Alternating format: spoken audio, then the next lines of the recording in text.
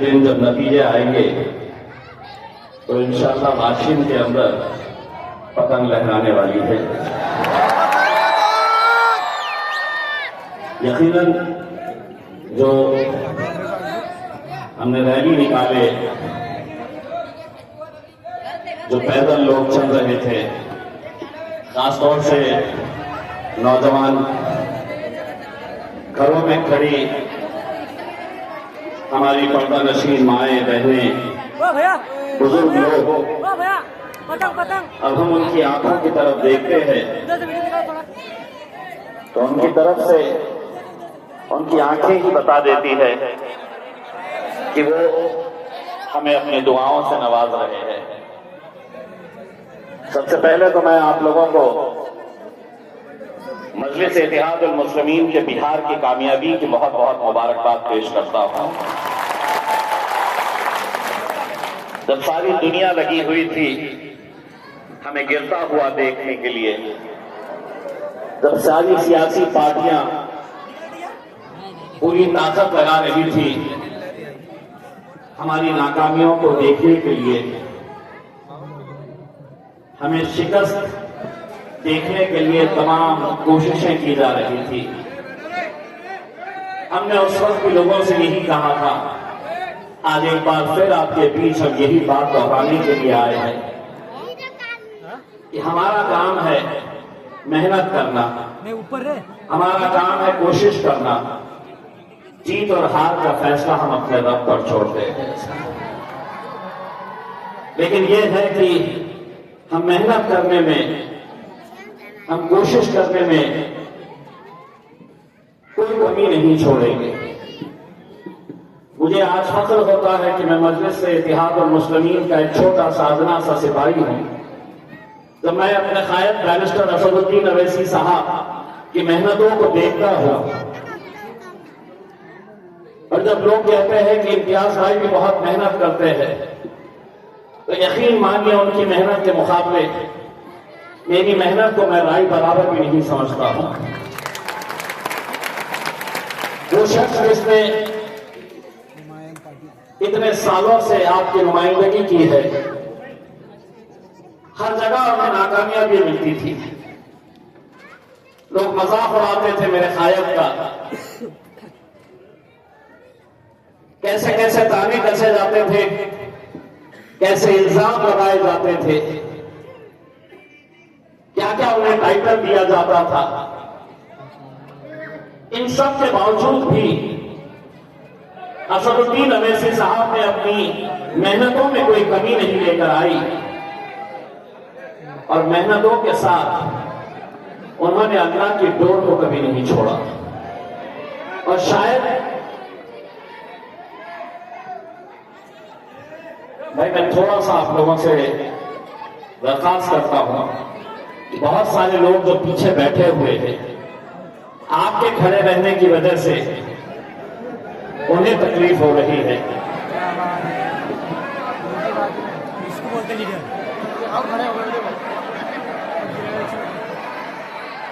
भाई आप लोग भी बैठ जाइए, कैमरामैन फोकस करो। थोड़ी तकलीफ होगी मैं भी जानता हूं, बैठने में थोड़ी अड़चन होगी मैं भी जानता हूं, लेकिन ऐसा नहीं है कि कुछ लोगों की वजह से इतने सारे लोग जो पीछे बैठे हुए हैं उन सबको तकलीफ हो जाएगी। जो लोग खड़े हुए हैं अभी मुझे ऐसा लग रहा है वो मजलिस के नहीं है।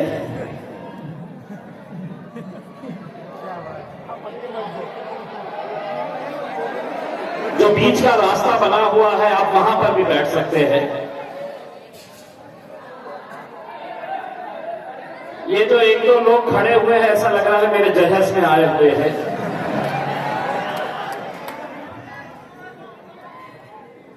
जो लोग पीछे बैठे हैं उन्हें दिख नहीं रहा था, अब पूरा अच्छी तरीके से दिख रहा है, तो पीछे वाले ये सामने वालों के लिए जरा तालियां बजा दीजिएगा। देखिए कोई भी सियासी पार्टी उस वक्त तक आगे नहीं बढ़ती है जब तक आप अपने कायद को कायद नहीं मानते हैं, और उस दिन आपको कोई गिरा नहीं सकता है जब आप अपने कायद के फैसले के ऊपर लब्बैक कहते हैं। तो मैं आपको जो बात कह रहा था कि बिहार के अंदर हमने कांग्रेस से, आरजेडी से हमने महज 6 सीटें मांगी थी, लिखकर दिए थे कि हमें सिर्फ 6 सीटें दे दो। लेकिन किसी का गुरूर, किसी का घमंड ऐसा होता है कि वो सामने वाले को बड़ी हिकारत की नजर से देखता है और वो समझता है कि इसका वजूद क्या है करके। यकीनन उन्होंने भी हमें उसी नजर से देखा था। तेजस्वी ने यह हमें जवाब दिया था कि हम इन्हें 6 तो क्या 1 भी सीट नहीं देने वाले हैं, बल्कि उन्होंने हमको कुछ राय भी दे डाली थी। उन्होंने कहा था कि अगर आपको भाजपा को हराना है तो आप बिहार के अंदर इलेक्शन ही मत लड़िए। तो हमने कहा हमारी सियासी पार्टी है, सारी दुनिया की पार्टियां आके वहां पे इलेक्शन लड़ सकती है, मजलिस में नहीं लड़ना चाहिए, तो हम बिहार में आके गोटियां खेलना चाहिए। कांग्रेस ने कहा कि ये हैदराबाद वाले क्यों आ रहे हैं। कांग्रेस के नेताओं ने कहा कि वो हैदराबाद की शेरवानी बिहार में क्या कर रही है, बिहार में क्यों आए हैं, उन्हें यहां पर इलेक्शन नहीं लड़ना चाहिए, मजलिस को यहां पर कौन जानता है। ये कौन सी पार्टी कह रही है? कांग्रेस पार्टी कह रही है। हम मांग कितने रहे थे? 6 सीटें मांग रहे थे, लेकिन अल्लाह को तकब्बुर पसंद नहीं है, अल्लाह को गुरूर घमंड पसंद नहीं है। कांग्रेस की कितनी सीटें आई जानते हैं बिहार में? 6। जो हमको 6 देने से कतरा रहे थे वो 6 पे आके सिमट गए। और वो कह रहे थे कि हैदराबाद वाले असद अवैसी बिहार में क्या कर रहे हैं। आपके मम्मी इटली से आए थे ना, हमने कुछ बोले थे कि उस वक्त हैदराबाद भी इसी मुल्क का एक हिस्सा है ना। तकलीफ सबको किस बात की है जानते हैं कि अगर हैदराबाद की ये शेरवानी ने अगर वहां पर एक मर्तबा अपना पैर जमा लिया, हम भी बिहार के आवाम को कहते थे एक मौका दे दो हमें वहां पर, इंशाअल्लाह 2029 के अंदर आप देखिएगा वहां से हमारे एमएलए भी चुनकर आएंगे और हमारा एमपी भी वहां से चुनकर आएगा। क्योंकि लोगों को ये बात समझ में आ चुकी है कि अब राजनीति का जो खेल कई सालों से खिलवाड़ होता आया है। खेलते थे लोग आकर, हमको कैसा उल्लू बनाया जाता था, बेवकूफ बनाया जाता था, ये कौम का बाज़ाब्ता सौदा किया जाता था, आपकी बोली लगाई जाती थी। किसी इलाके का बड़ा नेता आपके वोट खरीदने के लिए, आपको बांटने के लिए पैसे लेने का काम करता था। और होता यह था एक उम्मीदवार खड़ा है तो उसके खिलाफ 4 और उम्मीदवार खड़े कर दो। दलालों की हमारे पास भी कमी नहीं है, गाड़ी उनकी रहती है, पेट्रोल कभी भाजपा वाला डाल देता है, कभी उद्धव ठाकरे डाल देते हैं, कभी एकनाथ शिंदे डाल देते हैं। दादा तो थैली लेके घूम रहे हैं मुसलमान महलों के अंदर, कहां पे किसको खरीद सकते हैं। और हमारे जो कौम के ऐसे लोग हैं ना, उसमें ये दादा नहीं हो गए तो फरिश्ते हो गए, मर रहे हैं फोटो निकालने के लिए। दादा दादा दादा दादा, इतनी सी फोटो आ गई तो बड़े खुश, जन्नत का दरवाजा खुल गया उनके लिए। मेरे भाई ये सियासत को समझो, आखिर तक अगर मेरी आवाज आ रही है तो आप ये बात को समझो। अजीत दादा को वोट करने का मतलब महाराष्ट्र की हुकूमत के अंदर वो किसके साथ है? बोलो किसके साथ है? यानी कि इनको वोट देने का मतलब किसको वोट जा रहा है? बीजेपी। मेरे जवान बच्चे को समझ में आ रहा है, लेकिन जो उनके पीछे उनके मफलदा डाल के घूम रहे हैं उन्हें क्यों नहीं समझ में आ रहा? आ रहा है, आ तो उन्हें भी रहा है, लेकिन क्या करें साहब, 5 साल के बाद तो हमारा धंधा चलता है इसी के ऊपर। हर 5 साल के बाद तो हमको कमाई होती है इनके जरिए, फिर 5 साल हमारा घर चलता है, फिर 5 साल के बाद हम मार्केट में आते हैं, यही काम तो करते हैं आए हैं। हमारा वोट जब बढ़ता है तो क्या होता है, उसकी जिंदा मिसाल अगर आपको देखना है तो ये खड़ा हुआ है आपका बेटा, आपका भाई इम्तियाज जलील। अल्हम्दुलिल्लाह अल्हम्दुलिल्लाह अल्हम्दुलिल्लाह, किसी सियासी पार्टी के अंदर इतनी हिम्मत नहीं थी कि औरंगाबाद से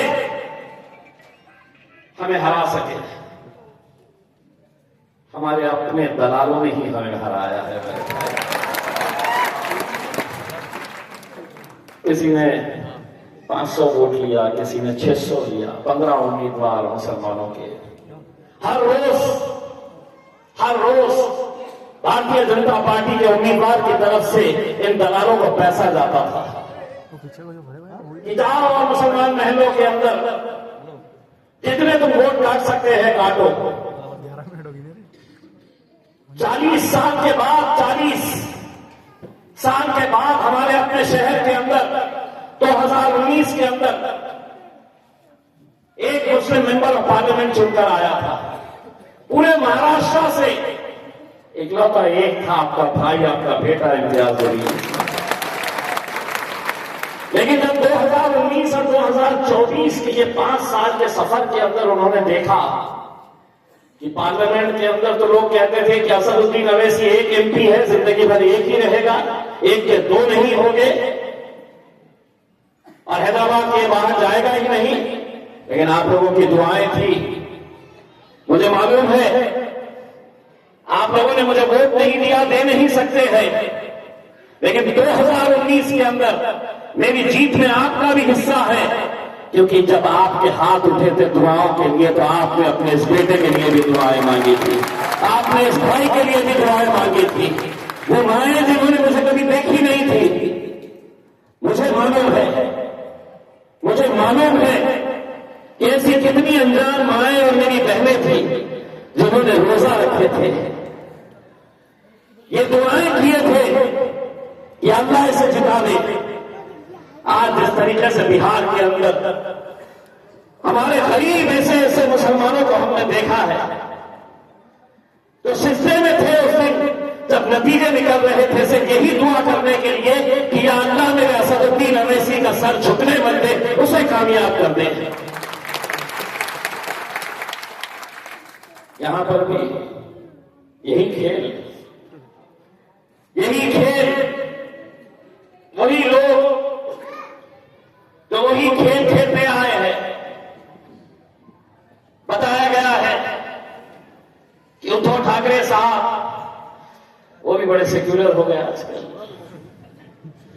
मुसलमान कितने भोले होते हैं साहब, जरा सा नहीं, बहुत अच्छा आदमी है, बहुत अच्छा आदमी, अपन ने उसके साथ जाना चाहिए। इतना अच्छा है साहब कि जब मेरी बाबरी मस्जिद शहीद हुई थी, कितने नौजवान उस वक्त आज इस महफिल के अंदर है, शायद पैदा नहीं हुए होंगे, लेकिन बहुत सारे लोग तब भी और अब भी यही उद्धव ठाकरे साहब ने असेंबली में खड़े होकर कहा था की मला गर्व आहे की बाबरी मस्जिद पाडण्यामध्ये आमचे शिवसैनिक सर्वात उभे होते। बाबरी मस्जिद को शहीद करने के अंदर मेरा शिवसैनिक था और इसलिए मुझे अभिमान है इस चीज का।